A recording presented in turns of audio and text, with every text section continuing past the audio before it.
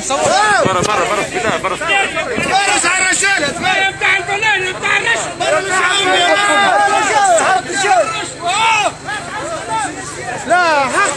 لا حقي في التصوير، حق المواطن في النفاذ المعلوم، حقي هذا حقي يخفون الدستور. اسمعني حقي شفتك تحكي هيك انت زدت هيج. لا حقي هو يصور هو يصور حقي في الدستور النفاذ الى المعلوم، وكل مواطن ينتفذ الى المعلوم. عندك الحق. اي واضح هذا خليه يصور عايز يصور هو ثاني الوقت ثاني يصور هم اللي يطلع يا انت قناه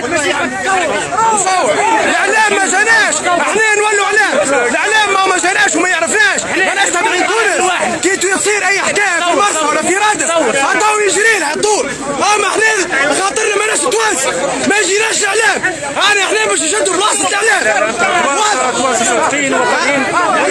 والله ما نعرفوا متونسين كان دفع ضرائب ندعوا ضرائبنا وما نجحوا ما نجح الاعلام ما جاناش والله وين الاعلام الاعلام ما جاناش اليوم عملوا اجتماع وين الاعلام ما صورنيش انا مانيش راجل سؤال واحد سماش شكون احترمهم في تونس كانوا تبع شنو الولايه؟ عندنا الولايه احترموا كانوا تونس ندعوا في الضرائب ما شيء منها خلي الشيخ لا شخص سامحني ومش مستعرفين تبعين تونس احنا الاعلام واحنا المواطنين واحنا كل شيء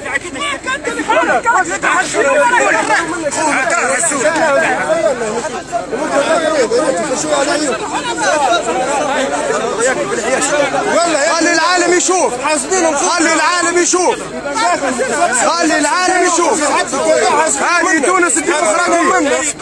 هذه تونس الديمقراطية خلي العالم يشوف شوف يا عالم المواطن يضرب بالكرتوش الحي والرش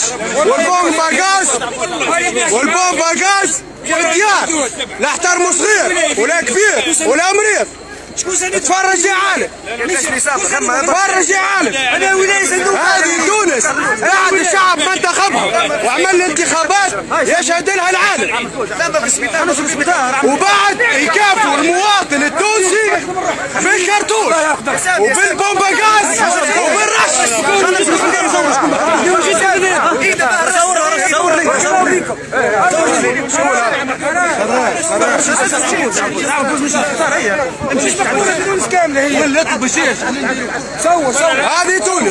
هذه تونس الديمقراطية هذه تونس الديمقراطية وهم اللي انتخبهم الشعب كيفاش بقى يزادوا في الشعب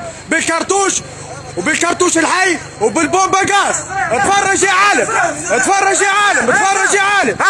انتخابات يشهد لها العالم حريتها وبكثافة المشاركة اتفرج يا عالم اش قاعد يصير في معتمدية كيما ذهب الكرتوش الحي والبومبا غاز ولا حياة لمن تنادي